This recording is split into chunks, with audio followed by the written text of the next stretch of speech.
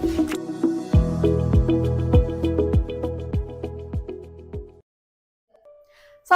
warahmatullahi wabarakatuh. Annyeong semuanya. Ini first time meet banget ya, aku bisa ketemu sama kalian, bisa ikut di program perdana juga dari Young Haji Cilegon, program perdana Akwat di Sister Talk, dan ini baru pertama kali dilakukan. Sebelumnya perkenalkan dulu, nama saya Ida, saya salah satu member Young Haji Cilegon yang Akwat, dan kali ini di podcast kali ini aku akan bincang-bincang dengan salah satu narasumber, dan tentunya narasumber ini juga salah satu member Young Haji Cilegon yang beliau ini sudah menikah dan juga sudah dikaruniai 3 orang anak, yang tentunya nanti kita akan bincang-bincang gimana sih konsep pernikahan yang sesungguhnya gitu loh. Kira-kira keribetan gak ya punya anak 3 gitu.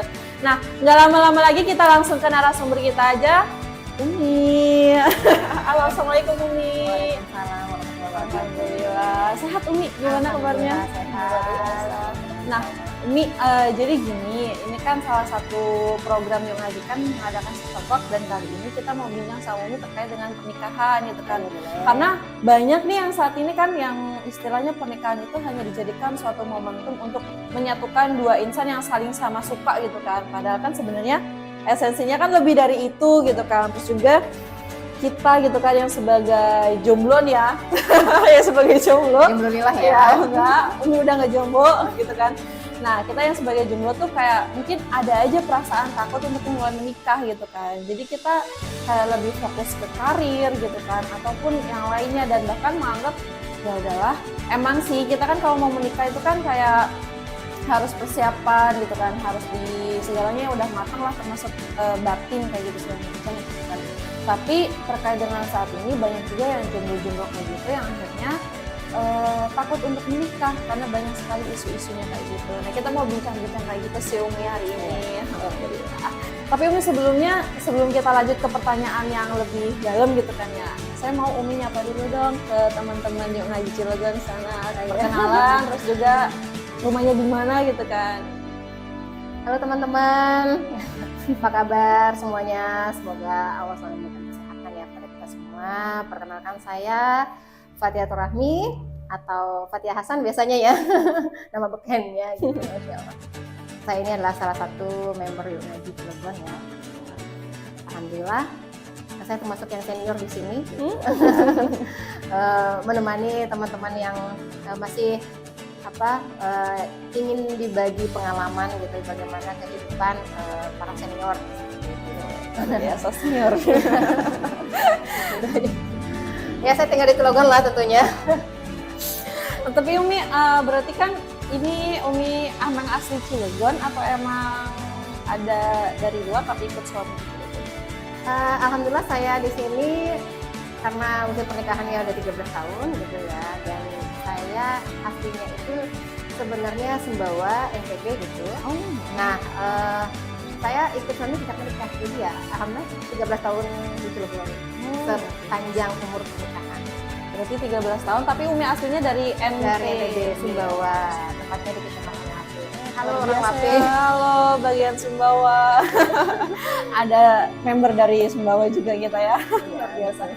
Berarti Umi untuk usia pernikahan sudah 13 tahun ya. Berarti sudah banyak sekali pengalaman yang didapat dari mulai suka duka dari pernikahan kali ya. Tentunya. Dan aku pengen banget ngulik-ngulik masalah itu. Umi gak keberatan berarti ya? Insya Allah enggak, sama itu bisa bermanfaat buat teman-teman. Alhamdulillah. Oke, Umi berarti aku mau nanya, Umi menikah di usia berapa tahun? Saya menikah itu di usia 25 tahun. Saya memang punya target ya, waktu itu pengen menikah di usia yang kata orang sih gitu kan, kata orang itu usia matangnya perempuan itu di usia 25 tahun, dan alhamdulillah gitu kan jodohnya didatangkan pada usia itu. Luar biasa. 25. Sekarang aku tahu kisaran umur Umi berapa. Kalau nikahnya 25, usia pernikahan 13 tahun, kayaknya aku tahu umurnya berapa sekarang. Iya, tinggal ditambahkan aja ya usia pernikahan. Iya sih, tapi emang kebanyakan orang tuh menganggap usia matang 25 tahun ya. Tapi kalau misalnya kita berbicara dari aspek yang lain gitu kan. Padahal usia menikah matang reproduksi kan kalau perempuan itu di angka 19 sampai 20 tahun umurnya gitu ya. Ternyata. Iya, ternyata. Cuma seperti itulah. Karena saya kan ngerasa bahwa orang-orang 25 tahun karena memang kita nyelesain kuliah dulu kan, nyelesain sekolah dulu gitu. Jadi ada jeda waktu kalau 19 tahun kan waktu itu tidak memungkinkan karena orang tua kan menuntut selesai dulu gitu. Nah, alhamdulillah target 20-an 25 ke bawah itu nggak memenuhi gitu, nggak terlaksana gitu. Target kan paling banternya atau maksimalnya 25 saya udah nikah gitu kan. Jadi minta sama Allah dan alhamdulillah gitu. Pas dikasihnya di usia 25, sebelum 26 lah pokoknya masih walaupun ada ekornya gitu. Tapi aku juga penasaran nih, soalnya maksudnya aku pribadi gitu kan, itu juga memiliki target untuk menikah sama di usia 25 tahun. Tapi memang setiap orang yang memiliki target usia pernikahan pasti ada ada semacam pertimbangan ya kan, pertimbangan yang dilakukan. Kalau Umi sendiri apa sih yang menjadi bahan pertimbangan? Kenapa Umi menikahnya di usia 25, terus setelah lulus kuliah gitu kan, apakah emang Umi karir dulu atau memang langsung memutuskan? Yang menjadi pertimbangan saya sebenarnya ada beberapa ya. Yang pertama tadi usia. Nah, usia itu sudah menjadi target utama saya gitu ya, ketika ingin menikah di usia berapa. Nah, kemudian yang kedua gitu ya, pertimbangan orang tua yang menghendaki saya itu harus selesai dulu Kuliahnya. Karena waktu kuliah itu saya pernah menawarkan ke orang tua gitu, gimana kalau saya menikah pada saat kuliah saat itu.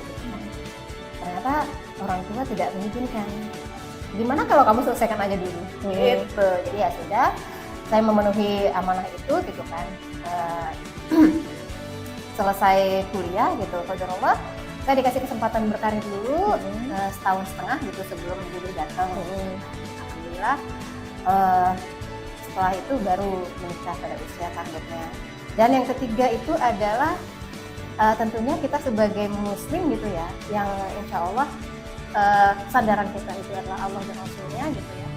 Sebagai bentuk ketaatan kita gitu, kita mewaspadai diri kita dari perbuatan-perbuatan yang Allah murkai. Gitu. Nah, makanya ketika saya sudah merasa siap untuk menikah gitu ya, sebisa mungkin menghindari hal-hal yang orang awam lakukan, orang yang tidak paham agama lakukan gitu kan. Seperti misalnya pacaran kayak gitu. Nah, tentunya saya ingin menjaga diri saya dari aktivitas tersebut gitu. Saya ingin menjadi muslim yang taat gitu. Bagaimana agar saya terlindung dari perbuatan-perbuatan yang seperti itu. Makanya ketika datang di ada yang melamar gitu, sesegera mungkin agar saya tidak larut dalam aktivitas yang Allah tidak suka. Benar-benar menjauhi diri dari perbuatan-perbuatan maksiat. Tapi aku masih penasaran gimana sih Umi bisa memahami bahwasanya pernikahan itu, bahwasanya kita nih sebagai perempuan gitu kan harus menjalankan syariat untuk tidak pacaran. Memangnya apa sih makna yang sebenarnya gitu kan dari pernikahan? Karena yang kita tahu kalau misalkan seorang perempuan sama seorang laki-laki kalau udah sama-sama suka ya nikah gitu kan. Itu kan yang sebatas sampai ini kita tahu menyatukan dua insan yang saling suka. Tapi menurut Umi gitu kan, pandangan Umi itu seperti apa sih makna pernikahan? Sebelum kita berbicara tentang makna pernikahan sebagai posisi kita sebagai seorang muslim gitu ya, tentunya kita harus melihat dulu ya bagaimana sih pandangan pernikahan itu di tengah masyarakat. Kalau secara pernikahan itu ya, secara ininya ya, pengertiannya gitu, pernikahan itu adalah menyatukan secara sah laki-laki yang perempuan atau mengikat mereka dalam ikatan yang sah baik dari sisi hukum ataupun agama. Nah, kemudian di situ menjalankan aktivitas yang memang dilegalkan untuk hubungan antara laki-laki dan perempuan di situ. Nah, seperti yang di dalam undang-undang pernikahan juga gitu dijelaskan bahwa pernikahan itu memang undang-undang nomor 1 ya tentang perkawinan pasal 1 itu mengatakan bahwa perkawinan adalah ikatan hubungan antara laki-laki dan perempuan gitu, untuk membuat hubungan itu menjadi suami istri. Itu secara ini aja ya. Kemudian mereka terikat untuk membentuk sebuah keluarga gitu atau dalam bentuk rumah tangga gitu kan. berdasarkan ketuhanan yang Maha Esa. Di ujungnya itu ada kalimat ketuhanan yang Maha Esa gitu kan. Artinya pernikahan itu tetap disandarkan pada akidah kita gitu, pada bentuk keyakinan kita gitu kan. Ketuhanan Maha Esa sebagai seorang muslim tentunya patokannya itu adalah bagaimana Allah mengatur untuk pernikahan tersebut. Nah, maka dalam Islam pernikahan itu tidak sekedar menyatukan atau mengesahkan hubungan dua jenis kelamin ini gitu ya. Dalam bentuk pernikahan tidak hanya menyatukan itu, tetapi ada bentuk atau ada tujuan lain, yaitu ibadah sebagai bentuk ketaatan kita kepada Allah dan mengikuti sunnah. Nah, adapun di situ gitu ya, dalam hubungan itu ada tanggung jawab. Tanggung jawab bukan hanya ketika kita menikah kita lantas hanya mengesahkan hubungan biologis kita antara suami istri gitu. Nggak hanya itu, tapi penuh dengan tanggung jawab, amanah di situ kan. Laki-laki punya tanggung jawab terhadap istrinya gitu kan, sebagai bentuk tadi ketundukan kepada Allah lagi gitu ya. Jadi tetap kita melakukan tanggung jawab kepada istri itu sebagai bentuk ketaatan kita kepada Allah. Begitupun sebagai seorang istri taat kepada suaminya dalam bentuk sebagai bentuk ketaatan kita kepada Allah gitu. Nah, kemudian dari situ, dari pernikahan nanti itu akan lahir generasi penerus atau lahir keturunan. Dan di sini seperti kita ketahui bahwa Rasulullah itu menyukai gitu ya orang hambanya atau umatnya, bukan hambanya, umatnya gitu ya, yang memiliki keturunan banyak gitu kan. Maka bahkan kita dianjurkan untuk memiliki keturunan yang lebih dari satu gitu kan. Nah, karena nanti apa? Itu yang akan menjadi generasi penerus agama, generasi penerus pejuang-pejuang Islam nantinya gitu, yang meneruskan risalah Rasulullah gitu. Nah, tentunya kita ketika kita melihat makna pernikahan umumnya gitu ya, dengan pandangan Islam itu berbeda sekali. Kalau dalam pandangan orang-orang atau pandangan umum masyarakat gitu, itu hanya sebatas hubungan yang disahkan, mereka bebas melakukan aktivitas suami istri gitu ya, apakah itu hubungan biologis atau aktivitas-aktivitas lain yang memang dalam keterikatan mereka dalam rumah tangga kayak gitu kan, mendidik anak atau apa gitu, hanya sebatas itu saja gitu. Tapi sebagai seorang muslim itu ada ikatan yang lebih sebagai bentuk ibadah, dan kemudian wujud syukur kita, wujud ibadah ketaatan kita kepada Allah dan Rasul. Seperti itu. Itu luar biasa ya definisi yang terdalam menurut Islam gitu kan. Sejauh ini kita cuma taunya definisi pernikahan itu ya secara umum gitu kan, menyatukan dua insan. Ternyata walaupun definisi umumnya seperti itu, namun kita sebagai seorang muslimah kan kita juga harus tahu ternyata ya bahwasanya pernikahan menurut Islam itu lebih luas lagi ternyata untuk mempersiapkan generasi terbaik, yang dimana generasi terbaik itu adalah untuk menolong agama Allah gitu kan. Dan kita sebagai suami istri tentunya melakukan segala sesuatunya itu tentu dengan sesuai syariat gitu kan, karena ya kita visi-misi pernikahannya itu juga harus dibangun atas dasar Allah gitu kan ya, bukan atas dasar suka sama suka aja. Luar biasa ya. Memang tidak salah gitu ya ketika ada seseorang yang ingin melegalkan hubungannya gitu, dalam bentuk pernikahan, itu luar biasa sekali, harus diapresiasi karena kita kan membutuhkan hubungan yang halal ya, harus gitu kan. Nah, hanya kalau dalam Islam jangan sampai sebatas pelegalan doang gitu. Tentunya kita harus memaknai gitu ya tujuan-tujuan yang akan dicapai dalam sebuah pernikahan. Nggak hanya kebahagiaan pemenuhan nafsu gitu aja. Nah, jadi ketika kita berdua dengan suami gitu kan, kita bahagia sekali gitu. Nggak bertahan lama gitu, nggak bertahan lama dengan hal seperti itu gitu. Atau mungkinnya ketika punya anak, kita akan bahagia dengan punya anak, ya nggak sebatas itu gitu. Mungkin gitu ya, ada lah gitu ya ketika orang-orang yang ketika punya anak bahagia. Tapi kalau tidak jelas gitu ya tujuan ketika mereka punya anak pun gitu ya, itu nanti jadi tujuan hidupnya juga nggak jelas, ngambang mau deh kemana ini anak, mau jadi apa kayak gitu kan. Tidak ada patokan yang menjadi landasan mereka dalam pernikahan ataupun dalam mendidik generasi-generasi mereka.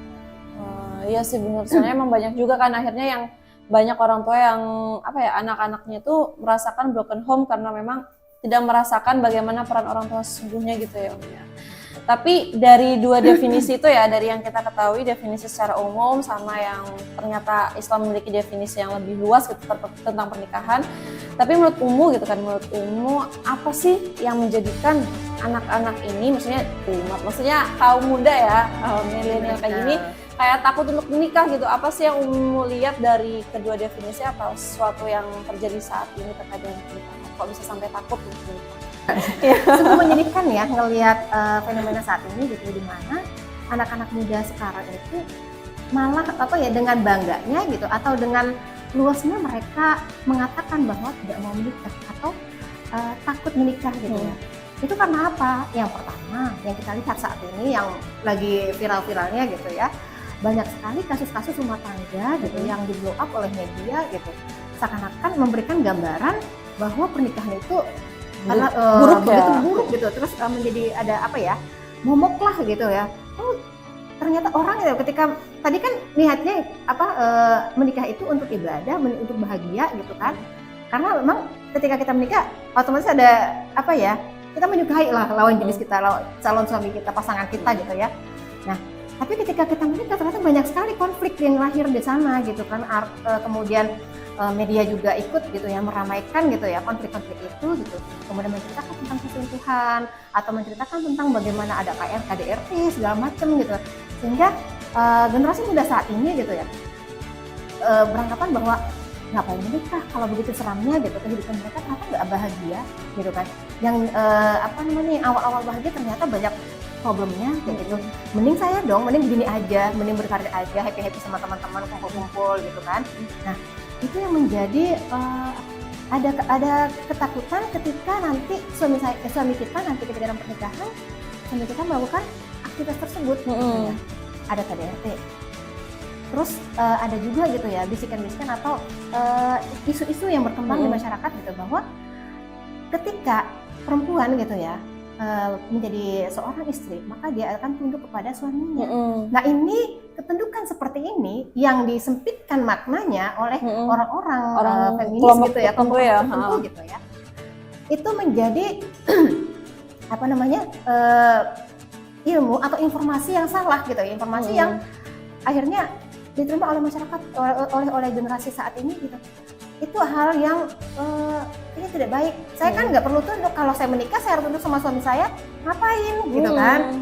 Saya bisa saya bisa kerja, cari bisa uang, menafkahi diri sendiri. Kalau masalah batin juga saya masih bisa senang-senang sama teman-teman yang lain gitu. Masalah nafkah saya juga bisa bekerja, bisa, bahkan mungkin dia merasa bahwa saya bisa menghidupi diri saya dan saya bisa mendapatkan penghasilan lebih tinggi dari laki-laki. Hal kayak gitu yang berbahaya kan, karena informasi yang disampaikan oleh media, atau diberikan oleh media itu nanti gitu kan, itu berdasarkan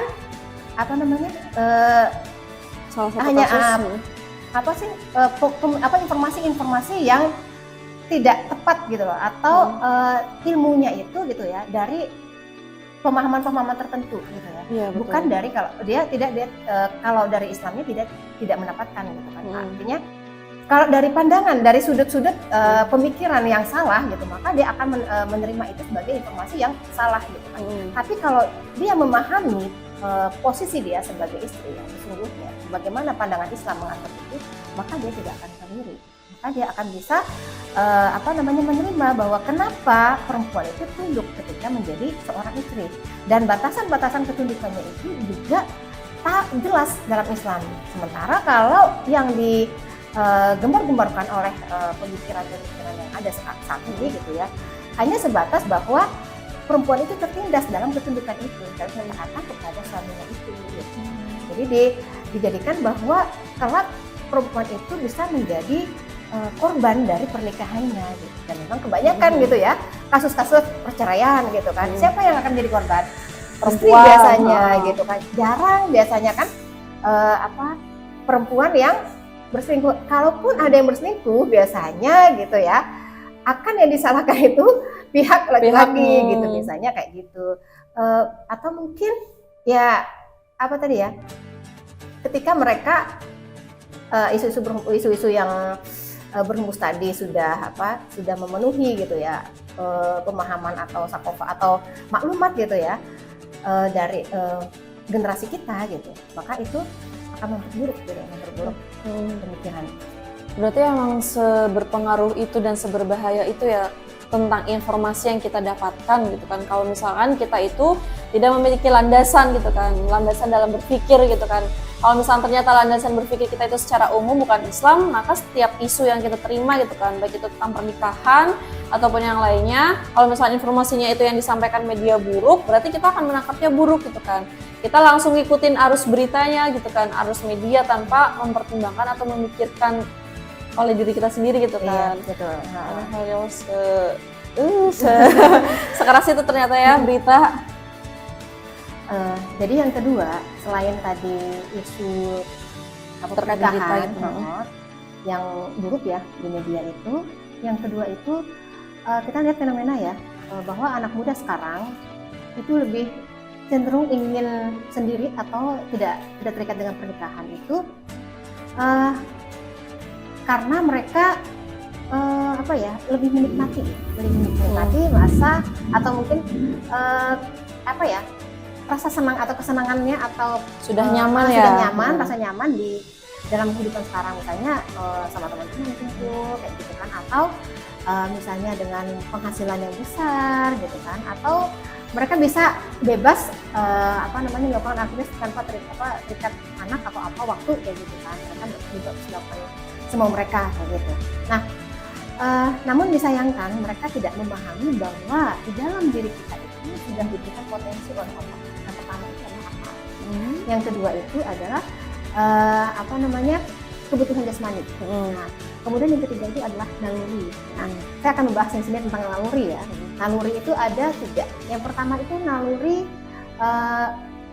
mempertandingkan diri atau dalam bahasa Arabnya itu gorizatul baqo. Nah, kemudian yang kedua itu naluri berkasih sayang gitu kan, berkasih sayang atau meneruskan keturunan. Nah, kayak gitu itu namanya naluri gorizatul nau. Yang ketiga itu naluri mengtakdiskan sesuatu gitu kan, atau gorizatul hadayun, atau ini lebih kepada akidah ya, atau keimanan kita kepada sesuatu, mengkultuskan sesuatu kayak gitu, seperti menyembah Allah dan gitu kan, kemudian menyembah sesuatu yang kita anggap lebih tinggi dari kita, itu gorizatul hadayun. Nah, poin kita di sini adalah gorizah nau gitu, atau naluri berkasih sayang tadi. Nah, ini yang tidak bisa kita lepaskan gitu loh. Kita juga dalam berkasih sayang ini ada namanya selain hubungan seks ya. Nah, ini juga salah satu bentuk penyaluran dari naluri ini. Salah satunya. Nah, artinya ketika mereka tidak terikat pernikahan, maka cara menyalurkan, nah ini yang kemudian menjadi fenomena saat ini. Mereka menyalurkan pada hubungan-hubungan yang tidak jelas. Mungkin ada yang namanya bahasa sekarang itu TTM, bukan TTM, teman tapi mesra. Ya, TTM. Udah nggak jauh ada sekarang ya sebutannya itu, atau friend benefit. Nggak tahu, jalani dulu aja kali. Aku tahunya itu. With benefit, FW, friend with benefit ya, FWB. FWB. Atau ada, artinya mereka tetap berada dalam kondisi-kondisi yang tetap melampiaskan, menyalurkan naluri tadi kayak gitu. Tapi mereka menghindari penyaluran dalam bentuk yang sah, baik menurut agama maupun secara hukum. Karena memang tidak mau ada tanggung jawab gitu kan. Nah, kemudian yang terjadi saat ini apa?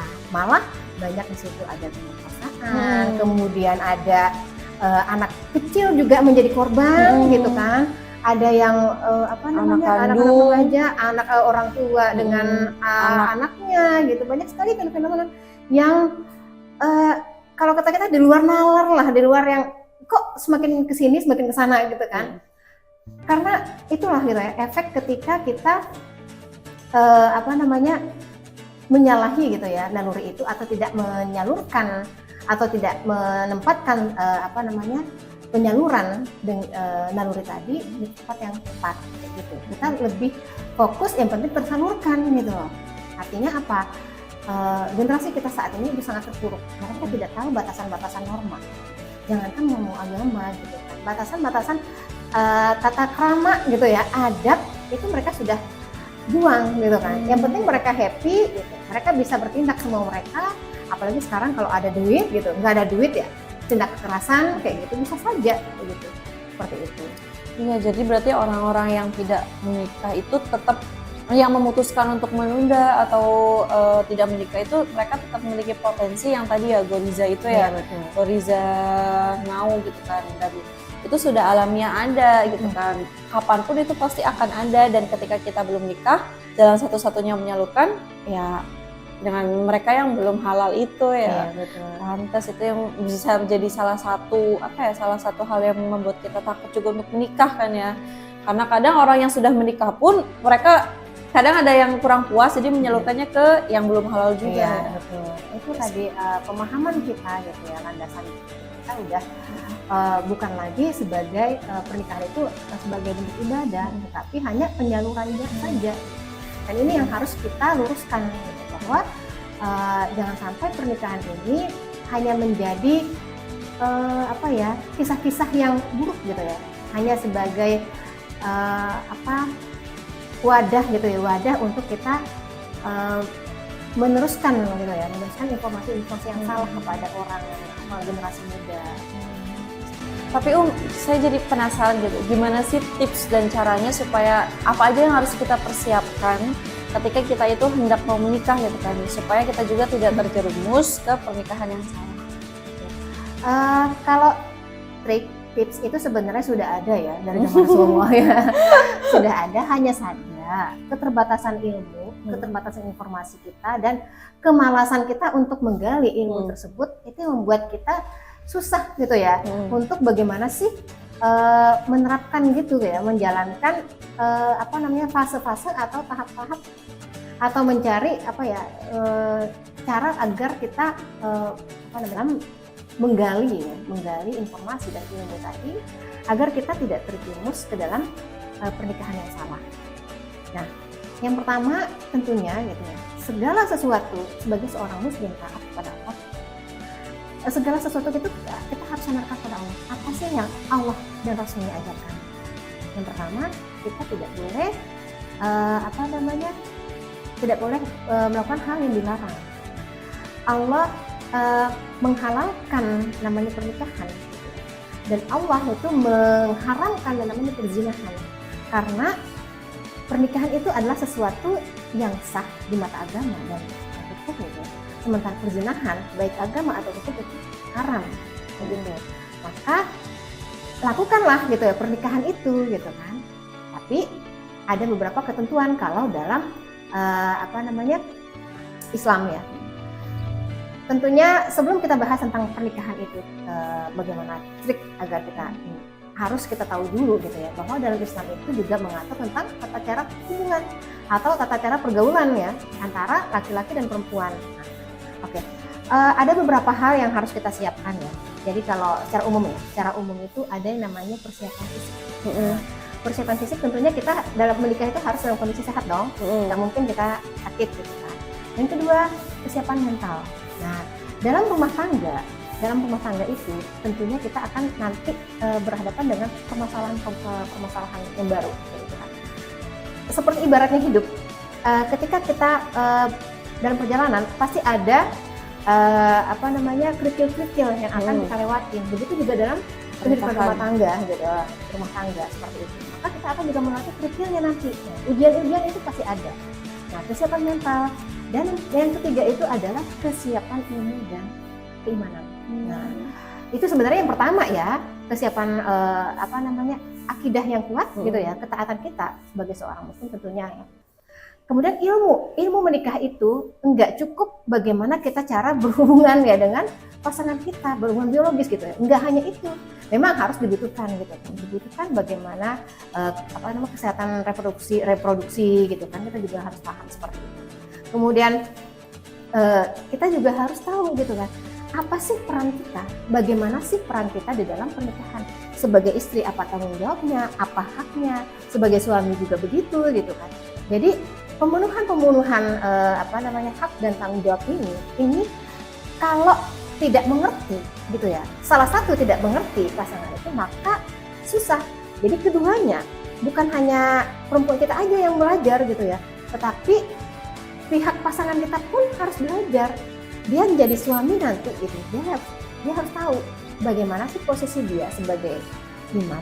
Tidak hanya mencari nafkah gitu kan, tetapi dia juga harus menjadi pemimpin gitu kan di dalam rumah tangga. Bagaimana dia mengajak istrinya gitu kan, mengajak istrinya untuk menjadi hamba yang taat. Bagaimana dia menjadikan istrinya menjadi hamba yang bertakwa kepada Allah gitu.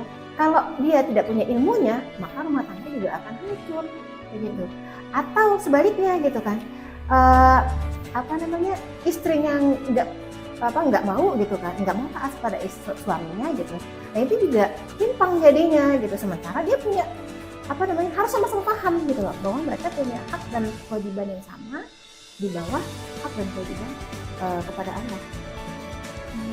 Ternyata sepenting itu ilmu untuk sebagai persiapan kita dalam menikah ya, dan juga penting sekali kita juga untuk memilih pasangan kita yang dimana pasangan kita juga harus sama-sama paham terkait dengan syariat gitu kan, terkait dengan terkait dengan mengabdi gitu kan, dalam artian benar-benar menjadikan Allah sebagai landasan. Karena banyak juga orang-orang yang memang beragama Islam atau misalnya yang beragama gitu kan, tapi karena dia itu tidak menjadikan Allah itu sebagai landasan hidup, aturan syariat sebagai landasan hidup, akhirnya dia jalan ngalir sendiri gitu ya. Jadi untuk menikah itu memang butuh banyak persiapan ya. Jadi sebagai seorang muslim, tentunya kita persiapan itu nggak cukup persiapan yang bersifat materi saja atau bersifat fisik duniawi gitu ya. Tetapi ada persiapan-persiapan yang jangka panjang gitu kan, agar kita tidak terombang-ambing nanti ketika dalam menjalani pernikahan tadi. Yang pertama itu tentunya kita persiapan fisik termasuk finansial mungkin ya kalau menikah, kalau untuk laki-laki. Kemudian persiapan mental. Nah ini yang butuh gitu kan, kita nggak harus dalam persiapan yang sehat mentalnya gitu. Jangan sampai kita dalam keadaan sakit, bagaimana kita menjalankan peran kita dalam rumah tangga. Kemudian yang paling penting itu adalah persiapan ilmu dalam berumah tangga. Kemudian tentunya ilmu ini bukan sekedar ilmu bukan hanya ilmu dunia, bukan hanya ilmu dunia, tapi memang dibutuhkan juga gitu. Ilmu ini berkaitan dengan tata cara bagaimana kita menjalankan peran kita dalam rumah tangga dan berdasarkan perintah Allah dan Rasulnya. Nah, ilmu ini juga bisa membahas tentang bagaimana secara psikologis gitu kan, mendidik anak atau hubungan suami istri yang sehat dalam pandangan umum bisa gitu kan, atau secara psikologis. Kemudian dari sisi Islamnya juga itu paling penting. Kita tahu bahwa setiap peran itu memiliki hak dan kewajiban.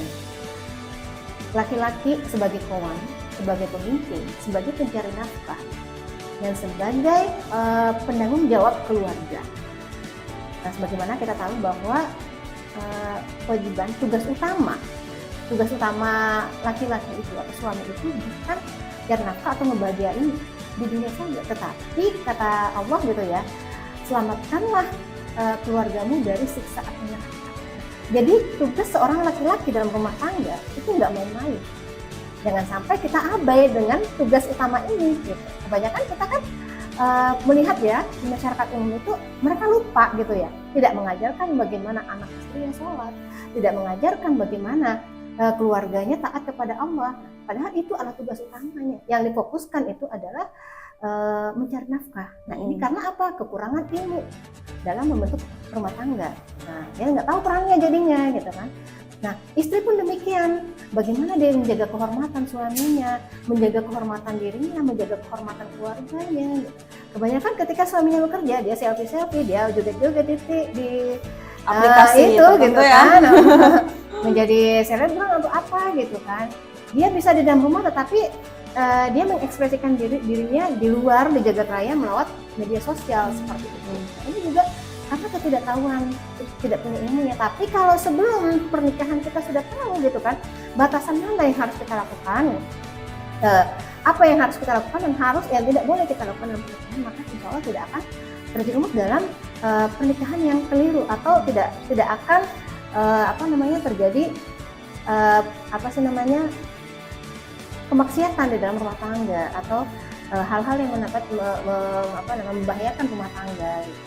Walaupun setiap rumah tangga tidak bisa dipungkiri bahwa akan ada ujian-ujiannya. Tapi kalau kita punya ilmu, insya Allah, gitu kan, ujian-ujian tersebut bersama-sama kita akan mencari solusinya. Nah, ujian-ujian itu juga bisa dipelajari dari awal, gitu. Kalau misalnya di dalam rumah tangga itu nanti akan ada ujian misalnya yang sakit, nah persiapannya apa?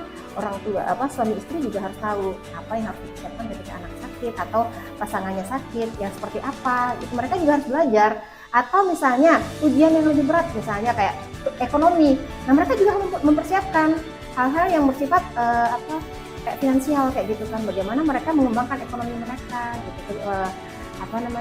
Kehidupan finansial mereka yang sehat. Jangan sampai mereka juga terjadi dengan riba karena kita tahu bahwa riba juga akan bisa menghancurkan rumah tangga. Nah, itu benar-benar harus dengan ilmu. Selain tadi kesiapan mereka dan fisiknya.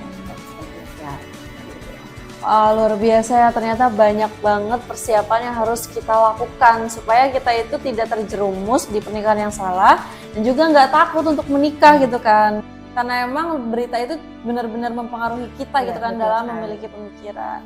Nah, alhamdulillah banget ya Mbak ya, kita udah sampai di penghujung acara penghujung perdana Sister Talk kita kali ini, dan insya Allah gitu ya, nanti suatu saat kita akan bisa kembali berjumpa lagi. Namun jangan lupa untuk teman-teman semuanya yang sudah kita bahas di kesempatan kali ini, semoga dicatat dan juga dijadikan landasan untuk kita berpikir ya nantinya ya, supaya kita itu tahu bahwasanya esensi pernikahan itu bukan hanya sekedar menyatukan dua insan yang saling mencintai, namun tapi juga memiliki dasar-dasar atau makna yang lebih luas lagi dan menurut Islam gitu kan. Dan ya kita sebagai seorang muslim atau muslimah itu juga harus mempersiapkan banyak sekali ilmu supaya kita itu tidak mudah terpengaruh oleh berita-berita di luar sana gitu. Pribadi gitu kan, saya pribadi dan Safitri dengan pembicara kita kali ini Umi ya. Mohon undur diri dan mengucapkan terima kasih untuk teman-teman yang sudah menyaksikan Sister Talk kita kali ini. Semoga di selanjutnya kita masih bisa bertemu kembali, dan jangan lupa untuk selalu follow IG kami di Yuk Ngaji Cilegon supaya mendapat informasi lebih detail ataupun lebih lanjut terkait dengan program-program yang lainnya. Terima kasih, jazakillah khairan katsiran. Wassalamualaikum warahmatullahi wabarakatuh.